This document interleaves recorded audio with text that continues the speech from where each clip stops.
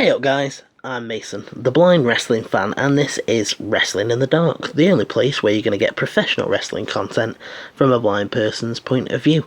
Come on in, let's talk some NXT. October 16th, the in-ring return of Tommaso Ciampa and Tegan Nox, as well as the next chapter in Keith Lee vs Dominic Dijakovic, and Pete Dunne goes one-on-one with Damian Priest in the main event.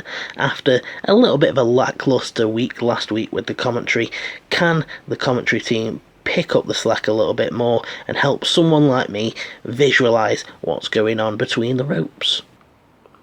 The things started off with Tommaso Ciampa's in-ring return, and they made him look like an absolute star on the way to the ring. Commentary talking about the fact that he was supposed to be out for a year, but he's returned in 7 months, and he's got inhuman healing capabilities as well as hard work and determination to get back as quick as he can, and I just thought it was really cool.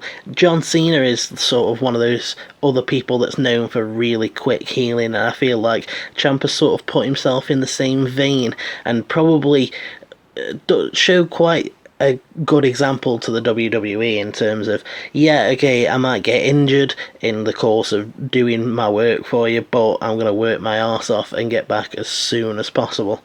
The Daddy's Home chant, I sort of thought it was just a bit weird and cringy at first, but I actually quite like it. I feel like it's sort of like saying that all the other competitors, or the Undisputed Era, the Dream, all of those people that have been going after the championship since Tommaso's been away, they're all squabbling little children, and now the real fully grown man, the daddy of the group, is back. So I'm actually coming round to that. They made him look really cool as he was coming down, and then the crowd was chanting "Daddy's home" and "Ciampa's gonna kill you" at the beginning of the match, so I just thought that was great. After a little bit of posturing, Angel Garza manages to get a step-up enziguri. They fight out to the outside, and Morrow goes, "A hard landing" for Garza, before telling us that he then dumped him over the barricade ribs first. Back in the ring, Ciampa's looking for the fairy tale ending early, but Garza manages to counter and drives him back into the corner. Shortly followed, he hits a drop kick to the left knee of Tommaso Ciampa, which Nigel points out about the knee, which I really appreciated, because it's nice knowing that someone is working the knee, going after Ciampa's other injured body parts. It's just a good little bit story beat, so yeah, I thought that was really cool. We get a big dive and a missile drop kick from Angel Garza. Ciampa starts fighting back, stomps a mud hole, hits a big knee to the side of the face, and then I'm not really sure what was going on, but the commentary was like, "Ciampa's unhinged," and then at the end he hits the Willow's Bell, and Morrow actually told us what that was, which I actually really appreciated. When moves are named, I don't mind that, but I do like when we actually get told what they were. Willow's Bell being a draping DDT, which I just really think works for Ciampa. The only other people that I know that use that, and I know there's a few, but obviously the main one is Randy Orton, and putting yourself in the same vein as Randy Orton with that move is probably a good idea, because he is that old school heel and it works really well for him, and I was just really happy that Morrow actually told us what the move was, as well as just saying the name. I just thought it was a really nice call. I actually thought that this match was just a really nice return for Ciampa in general, to be honest. Makes him look badass with the aftermath, because Undisputed Era come out and they surround the ring, and Ciampa just holds his ground, not scared at all. He's got the chair, got the crutch. He's like, Beth's like, "Oh, I've just seen him say, I like those odds," when he's looking at the rest of Undisputed Era, and I just think that's really cool. He's like, I'm not afraid of all four of you. Come at me. I've got a crutch, I've got a chair, and I'm not afraid to use it. I really liked this just because it was a decent in-ring return for Ciampa. Garza got a few things in. It wasn't just a squash match against some nameless person. It's against someone that they're actually trying to build, and it just made Ciampa look like a badass. Undisputed Era tell Morrow to send this USB footage to the truck, and we eventually get a little video that the Undisputed Era shot, and they've attacked the Velveteen Dream. They talk about the fact that they're sick of not being taken seriously and that they're putting everyone on notice, and if Ciampa and Balor carry on the way that they are, they're going to end up like the Dream. And Roddy confirms even more that he has a small penis because he's just attacking Dream even more. He's like, "You don't embarrass me, Dream, you don't embarrass me." Now, aside from the dick joking around, I do actually think that this was a really cool little segment. I think that it made Undisputed Era look really, really dangerous. It didn't make them look chicken shitty either, because they're going after their opponent rather than running away. Yeah, okay, it's a 4-on-1 attack. That's a chicken shit move in itself, but I don't know, I like that they're proactively going after their enemies now rather than just letting them come to them. So I think that this really, really helped with making Undisputed Era look cool and tough and just dangerous and unpredictable. And I really liked the through line of the story that went through this show and where they're going with Undisputed Era in general. This was a really, really cool little video. I loved that it was like, I loved that the way they presented it with Undisputed Era filming it themselves and giving it tomorrow, and the little mystery of like, oh, what's going to be on the USB stick, and it was just, I really enjoyed it, thought it was really cool. Danny Burch and Oney Lorcan versus Fabian Aichner and Marcel Barthel next, and I think that this one was actually okay. I quite enjoy matches that have Lorcan and Burch in. I like how dirty and brawly they are whilst they're not heels. I like that they're brawly people that you can get behind, and it always comes across as fun, as well as being quite audible because of all the strikes. There wasn't much to this before the commercial break. There was just a little bit of back and forth. Fabian Aichner showed off his strength, Burt showed off his brawling skills, getting Aichner in the corner, hitting him with strikes, and he hits a baseball slide going into the commercial. When we get back from commercial, he gets a tag to Lorcan. Lorcan comes in, starts trading chops with, he comes in, running uppercut, hits a pair of pescados, and then he starts having a strike exchange with Aichner, and they exchange a lot of chops. Just love chops. They just sound so awesome, and I really like the audible nature of them. The fact that I know exactly what's going on, and even if the commentary don't say it, it's just like, yeah, there's chops going on. Aichner hits a running uppercut and then a brain buster and a double moonsault.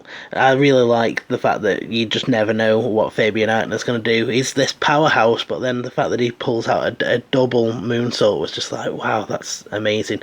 I mean, I could have got confused. Yeah, I'm probably going to get a comment now like it was actually Barthel that did that, but as far as I know, it was Aichner, and I just think that was a really cool bit of offense. Lorcan is just fighting back quite a bit, hitting chops like an absolute madman, but eventually they overpower him and they get the European bomb for the win, and Imperium pick up another strong win. I really like how much they're putting over Imperium as a faction. Walter looks like a monster right now because of all of the things that he's been doing and picking up his win against Kushida, who they're now saying has a fractured wrist, as well as, you know, picking up a win here against Lorcan and Burch, who they put over as coming so close to being NXT tag champs on a number of occasions. I just think that they're doing a really, really good job of putting over Imperium, making them feel important and dangerous, and they've got like a clear message too in terms of being these traditionalists and wanting the in-ring action to be traditional and not, you know, the way that they want it to be. So I just think that it works really, really well, and I'm glad that they gave them a win, but it wasn't necessarily just an easy win, because Lorcan and Burch always put up a good fight and have a good brawl, and I really, really like that. Oh, we get this awesome video package about Johnny Gargano. We get a clip of his dad talking about the fact that rather than go to college, Johnny came to him and said that he wanted to become a wrestler and that he supports him and believes in him. And we get shots of Johnny in DIY and as NXT champion, showing him going from underdog to champion, showing all of the struggles that he's had, talking about the fact that no one has more heart than him, and it was just a really, really good video package that I think made Johnny Gargano look not only really cool and really intriguing. Like, if I was a first time viewer, I'd be like, oh, I want to see this guy because he seems like he is NXT. Like, I think they've done such a good job with Gargano in terms of actually making him. He's got this weird dynamic because he's sort of arrogant, and I quite like that. Because he comes and he's talking about no one has more heart than me, my hopes, my dreams, my everything were to be NXT champion. And the fact that he's saying no one's got more heart than him is like, okay, you're not really supposed to say that. But he's sort of arrogant, but he has such a heart to him and wants to become the champion so much and is so good in the ring that the crowd has this connection and gets behind him. Oh man, this video package looked great and definitely had a strong DIY vibe to it. Afterwards, there's an interviewer. She asks Johnny about how he feels about Ciampa being back, and he says honestly he doesn't know.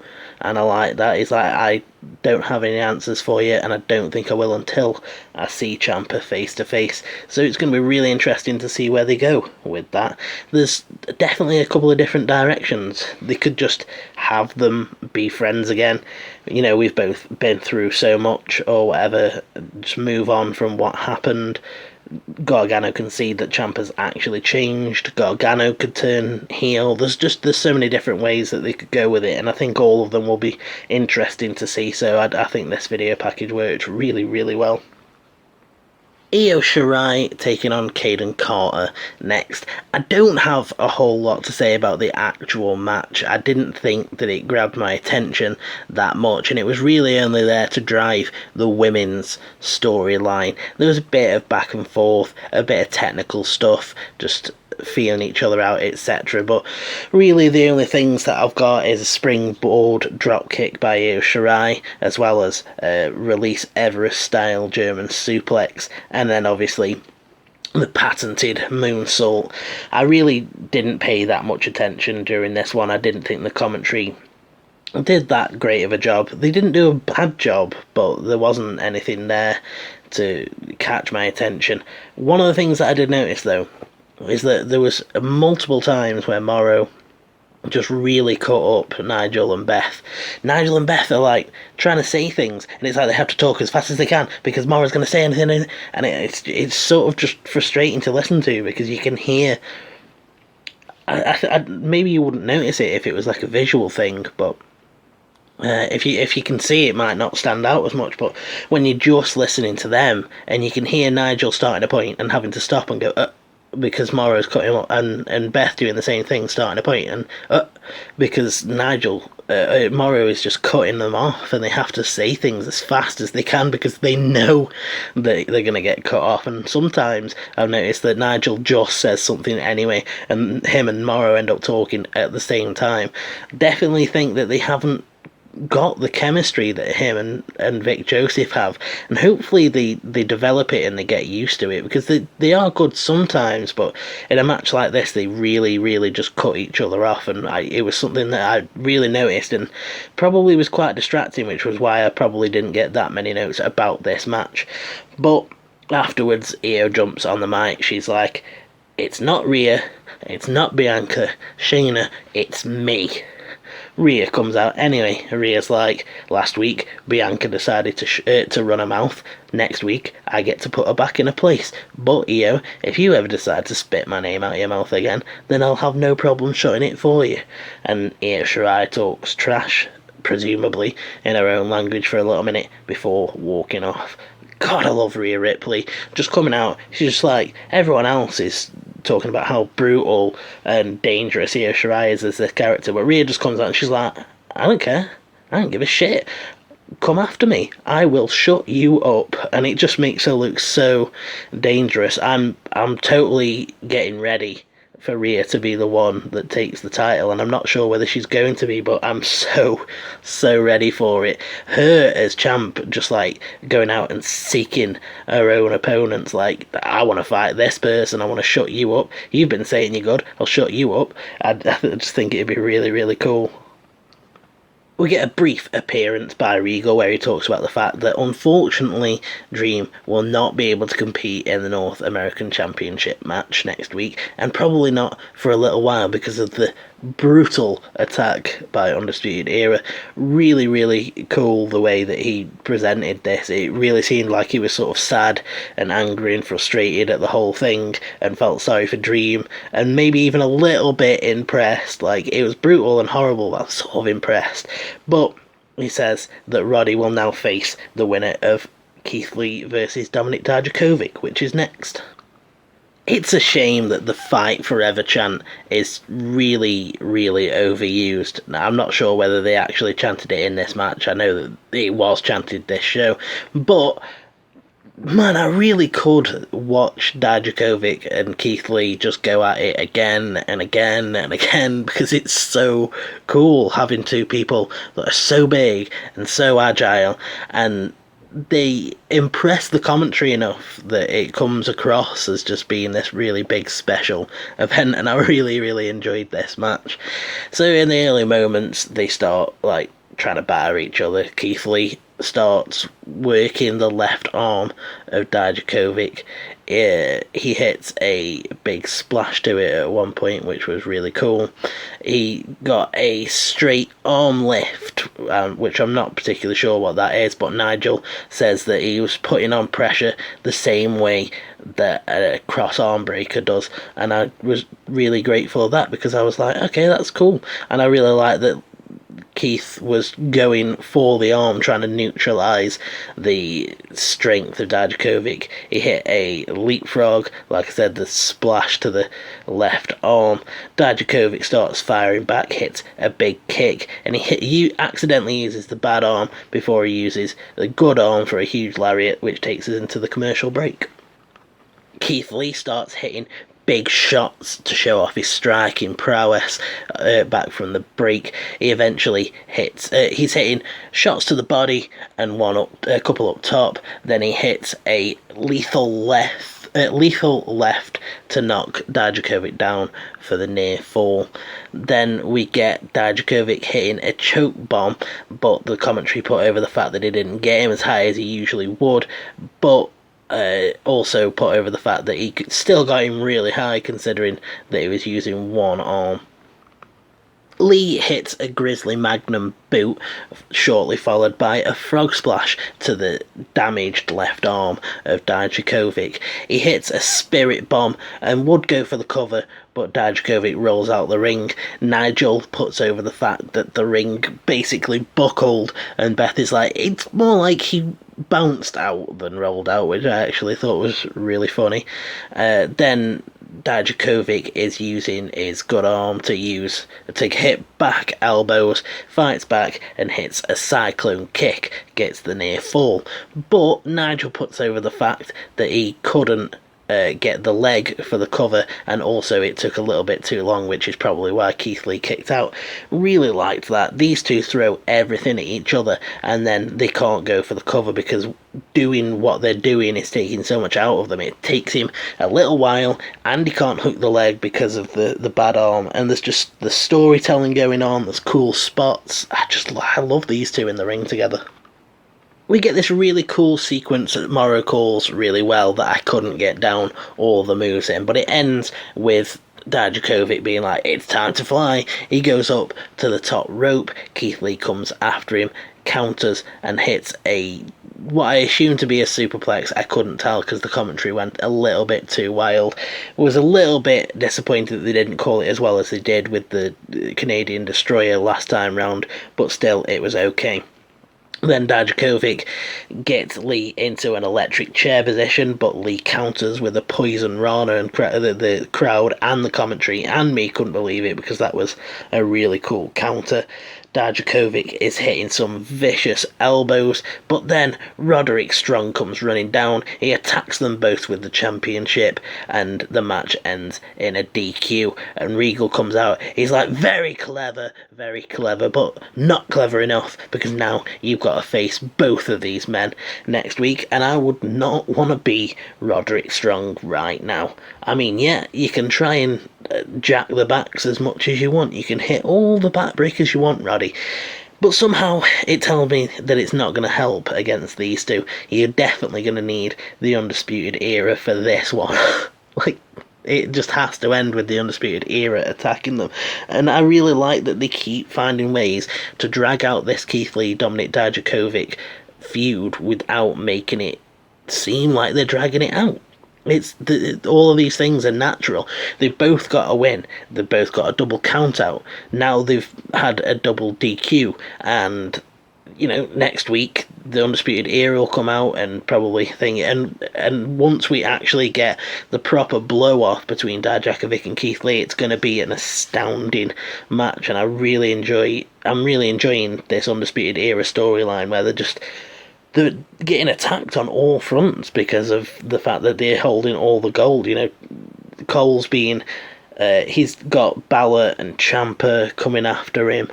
Roddy's got The Dream, and now Lee and Dijakovic coming after him. We haven't really got a tag team feud yet, but I'm sure that'll be coming.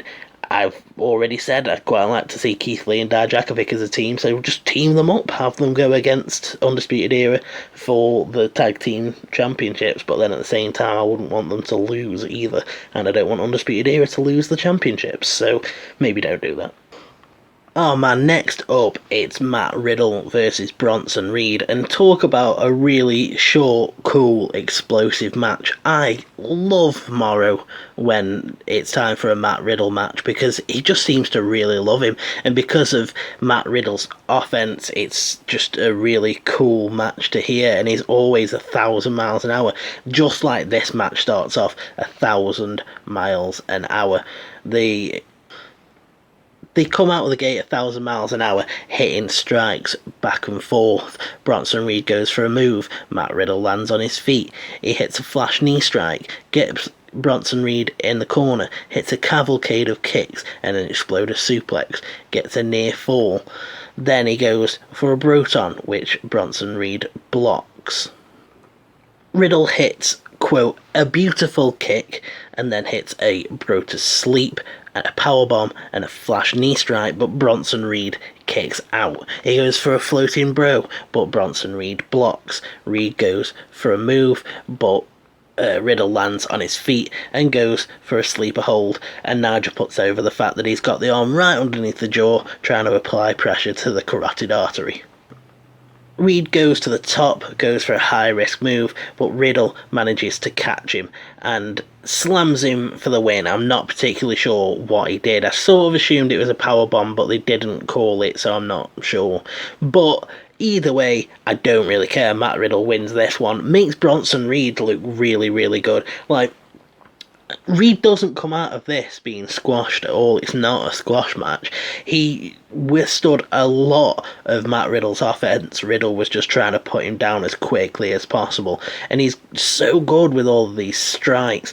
Those flash knee strikes. The fact that he's always hitting the Broton and the floating bro and submissions and the Fujiwara armbar. It just seems like he's got endless offense that he can come at you with, and he could end you so quickly if you weren't up to scratch, and it just makes Bronson Reed look really good, as well as making Matt Riddle look really dangerous and keeping him at the same level that he's been at, because you don't want him to slip too far down the card. You don't want it to get to the point where it doesn't look like he could challenge for the NXT Championship at any time. And honestly, after a performance like that, 2 or 3 more wins and they could easily justify him having another title match. I thought this match was an absolute... it wasn't, it's not a barn burner. It's not going to go down as like a 5-star match, but I thought that it was absolutely brilliant for what it was. Really short, explosive, and I really enjoy listening tomorrow when Matt Riddle's having a match. Another video package that I didn't think worked quite that well. I don't know why my mouth wasn't working on that part. Another video package that I didn't think worked quite as well. I think it was just because I was concentrating on what I was going to say. Anyway, Bianca Belair video package. She starts talking about the fact that all these other girls want to push in front of her, but she's the EST, the greatest, the smartest. I'm telling you, this EST thing doesn't work, because all that they have to do is put a bad thing in front of it, and she's that too. But nevertheless, anyway, she's they've got to come through me. I'm the EST. Shayna is a badass, and blah blah blah blah blah blah. I don't care. You've already had a shot. I really don't like Bianca Belair as like the actual shoot woman, whoever Bianca Belair is. I'm sure that she's a really nice woman. I'm sure that she's got plenty of talent. The fact that I hate her so much probably says that she's actually quite good, but I just, whenever she comes on, I'm just like, just go away, you've already had your shot. Shayna put you down. There's other women. Just get out of here. And I just can't wait to see Rhea Ripley. I hope she just like rips out the ponytail, or just does something that's I wish she could swing her around like she did with Aaliyah. It's the in-ring return of Tegan Nox up next, and this one again might not be the most in-depth match, but it pushes forward that women's storyline. I don't have a lot of things. Morrow really puts over how hard she's had to work on her way back, and when the bell rings, she almost immediately rolls up to Nara Conti, who she's facing. We get a single-legged drop kick from Tegan Nox. Then Tanara Conti is hitting judo takeovers. Then it's basically just sort of a lead into the finish with let me go and check, because I've completely blanked. Yeah, the finish sees Tegan get a European uppercut. Then she gets a choke slam, and they play up the fact that Kane was one of her heroes. She hits a senton in the corner, a top rope cross body, and then the shiniest wizard for the win. One of the horrible calls, there was a horrible call, during this, where Tanara Conti was fighting back, and Morrow is like, oh, she's got more venom than a Brazilian wandering spider, and that stung Tegan. And I was like, what did? It sounds like it was the one cool thing that Tanara did, and you didn't tell me what she did. So that was a little bit disappointing, but nonetheless, it was a bit of a squash match for Tegan, but you've sort of got to do that on the return. They've not got endless amount of time. So it sort of annoyed me a little bit, because I would have liked to have got a bit more of a back and forth competitive match to show what Tegan can do, but at the same time they're sort of driving forward this story at the minute. Anyway, we get a promo afterwards, and the interviewer asks Tegan what this moment means to her. She seems really, really emotional, but Shayna Bazler come out, and she's like, let me guess, Tegan, you want to throw your name in the hat, huh? Why don't you ask your friend Dakota Kai what it's like being in the ring with me? Let's be honest, you're running out of limbs to rehab. You've not done anything to earn a championship shot. Come back to me when you've done something. And I just thought that was really cool. Shayna as the leader, as the champion, she's so cocky, and she has reason to be. At the end of the day, she's run through everyone, and she's a dominant champion, and why would you not be? If you were Shayna, you've got Bianca coming after you, Ripley coming after you, you've got Io Shirai coming after you. Tegan Nox is like the least of your worries, and I don't mean that to put Tegan down, but she's just come back from a serious injury. She's injured multiple body parts. If you're Shayna, you're like, yeah, I can take her out easy. Thought this was really good in terms of the storyline aspect, but I just wish that we could have had a little bit more of the in-ring stuff. I really think it'd be cool. Wouldn't it be cool if we could get a women's War Games? I'm not really sure how that would work. Obviously, Shayna and her cronies would have to recruit 2 people, but maybe if she promised Io Shirai and Bianca Belair a title shot if they help her, and then you can have Candice, Dakota, and Tegan with 2 other faces, maybe Chelsea Green and Deanna Purrazzo, a women's War Game match. I think that would be really, really cool. But either way, I'm looking forward to seeing the multi-woman match that we're going to get for number one contendership, because I think Bianca, Ripley, Tegan, Io could be a really, really good fatal four-way match, especially at the War Games pay-per-view, if we don't get the women's War Games match, or if we haven't already crowned a contender by then, because I'm sure they'll want to have a women's NXT Championship match. A short but sweet Finn Balor video package where he talks about the fact that when you get to a crossroads in life, sometimes the only way to know which way you should go is by retracing your old steps and seeing whether your actions left the places that you've been in a better place, or whether it's left it with darkness and egos and errors, and just says that his future is going to be his past. It was a little bit, I don't know, it was a little bit too much, but at the same time, I thought it made Finn look pretty good, and looking forward to seeing him return. It was just a little bit overproduced. I would have liked to seen something a little bit more like the Johnny Gargano one, just sort of, this is what it was like last time I left, this is the journey that I've been on, and now I'm back because there's this person here, etc. I want the NXT Championship again, that sort of thing. But, you know, they want him to be a cool, mysterious sort of guy, and that's why we got this sort of video package, my future is my past. That was terrible. That was absolutely terrible. I completely tried for the Irish accent and completely failed there. I'm going to give myself shit the rest of the day for that, because that was terrible. Went like more Somerset country bumpkin than Irish. Note to self, never try that again. The Beast of Belfast, Killian Dane versus Boa next. I wasn't that impressed with what I saw from Boa with the Cameron Grimes thing, obviously, because we didn't get to see anything really. But this was actually a really exciting introduction to him. He was pissed off in this match, which I think is really, really cool. He wasn't just scared of Killian Dane. He was offended and angered by the fact that Dane made a fool out of him, and he come after Dane big time with this. So he come out of the gate just really strong, comes out with a big kick, hits a series of forearms, and Morrow says he's using his educated feet to teach Dane a lesson. Dane gets stunned. Nigel tells us he's down to 2 feet. Then they sort of fight back and forth, and eventually they go for a move. Everyone reacts, including Morrow, but Beth ends up being the one to tell us that they both went for a running cross body and just sort of hit at the same time. Dane comes out on top with that one because Boa's got taped up ribs from the Vader bomb. Thought that was a really cool spot. The fact that they're just both out to destroy each other. Boa's out there really hot, wanting to get one over on Dane, and then they're both sort of having the same idea and just colliding with each other. I just thought that was really cool. Dane whips Boa corner to corner.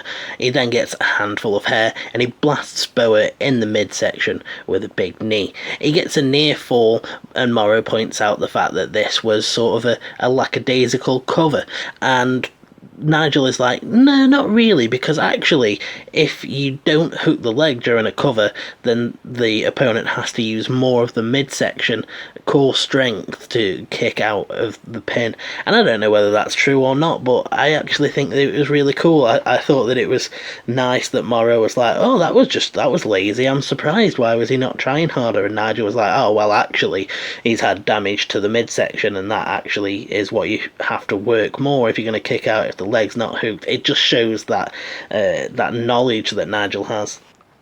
Boa picks up some momentum. He starts hitting a flurry of strikes to Dane's midsection, but eventually Dane shuts down the momentum with a big lariat. He hits a senton splash, and then he hits Vader Bomb 1 and 2.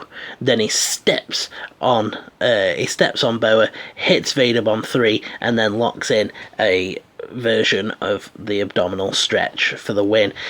Could have pinned him from the Vader bombs, or just wanted to cause more damage to the midsection because he's a nasty piece of work. I really like the fact that Boa was like picking up this momentum. He's like hitting strikes to the midsection. Nigel puts over that it's like 5 in a row or something like that, and it's like, just, it shows the strength of Killian Dane, because Bo is firing up, hitting multiple strikes, and then he just hits one lariat and halts the momentum. And then after that, he's just like, right, time to end you now. Senton, Vader bombs, step on you, Vader bomb.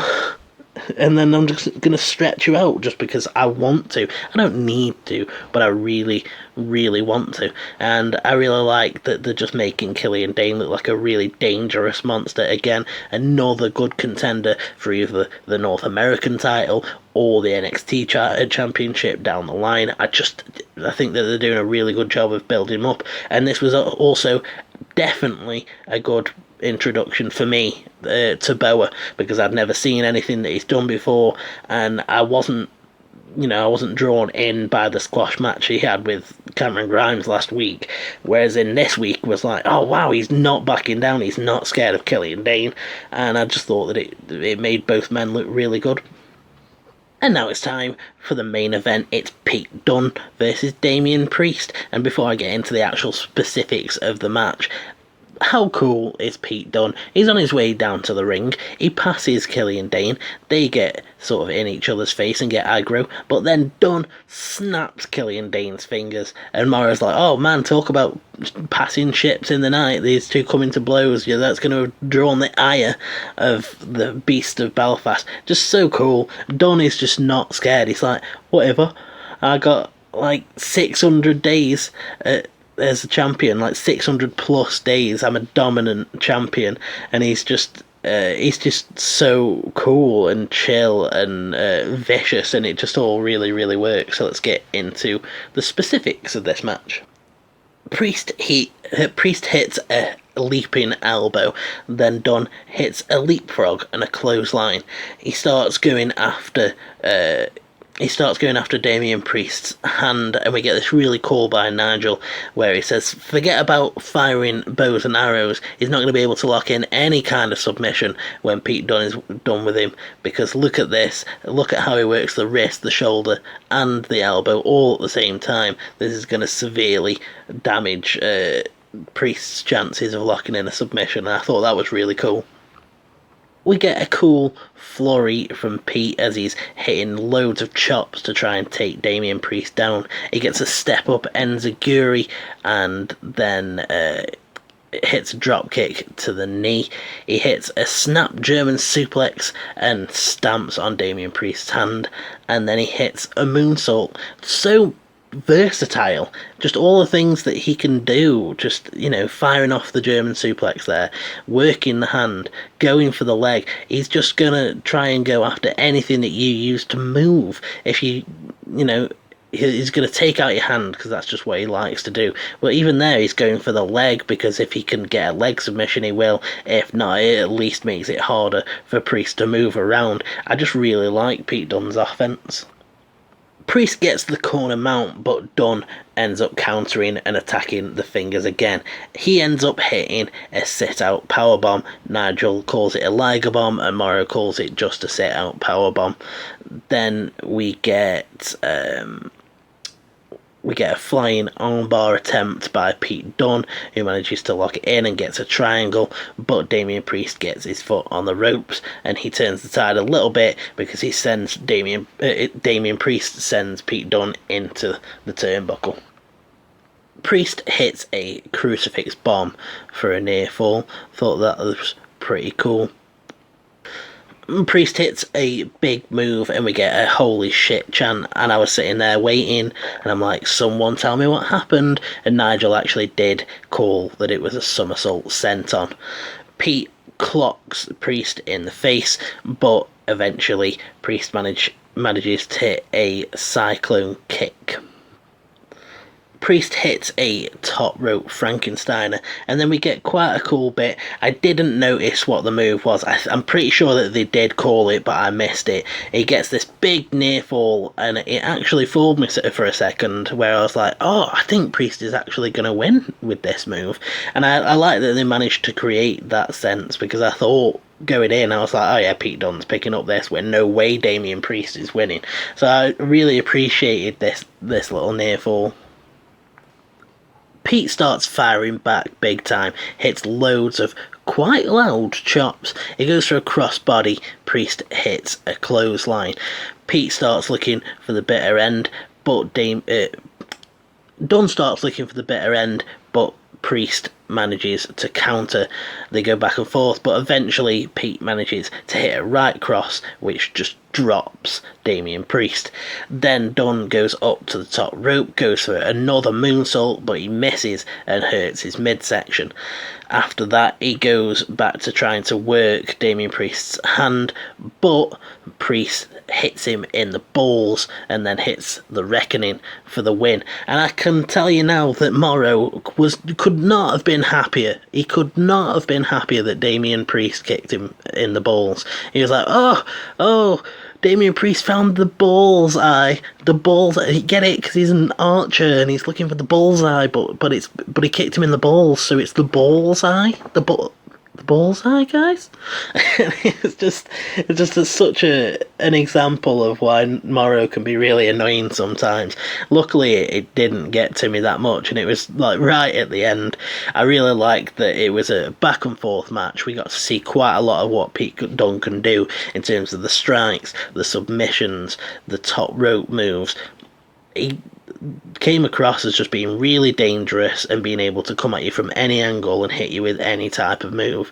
Priest didn't come across as good as as good as he could have, especially with it being a bit of a wonk finish, but he's got to be a heel and they've got to get some heat on him somehow, and having him cheat to beat one of the top faces in NXT, one of the most beloved characters that there is with the NXT universe fans at the minute. I think that's probably a good call, as well as showing us a little bit of what he can do with his offense. I thought this was a really, really good way to close off the show. I didn't think that it was going to be the main event, and I think that you maybe could have switched this round and had Dijakovic match as the main event and had you could have had the end of the show be Undisputed Era, like, whoa, what? I've got to face both of them now, but this did work, and I like that Pete got a nice main event slot in NXT, so I thought that was really cool. So yeah, all in all, I had a pretty good time with NXT this week. I was really glad to see Ciampa back. I thought that they had a nice, solid, decent return for him. Brings him back into the eyes of the fans. I enjoyed all the women's storyline stuff. I think we could have got a little bit more in ring with them. But at the same time, what's the point in having a 10-15 minute match when there's no story going on? And I like the fact that there is definitely stories developing in the NXT women's division. Everyone's going after Shayna at the minute. She's got people coming at her left, right and centre. You've got Tegan Nox coming back, you've got Dakota Kai coming back, them two just having gone through rehab together and having their friendship come back to NXT. You've got Io Shirai with her egocentric trying to prove herself. Rhea Ripley's got a score to settle, so there's really strong stuff going on in the NXT women's division. The actual Undisputed Era storyline, what with coming out and trying to intimidate Ciampa but it not working, the fact that they beat up Velveteen Dream, the fact that they ruined the Dominik Dijakovic versus Keith Lee match, which in itself was actually really good.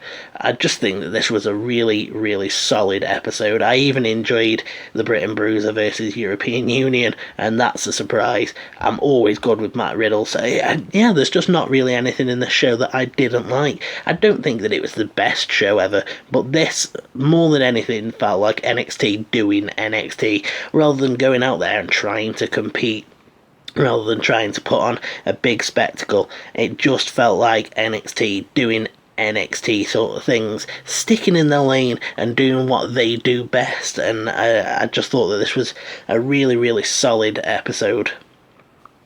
Well, if you've enjoyed this episode, click the like button and let me know. If you want to share your thoughts about this episode of WITD or NXT with me, you know where the comments section is, and you can follow me on Twitter at Mason_WITD, or you can join the WITD community in the Discord server, which the links will be in the description.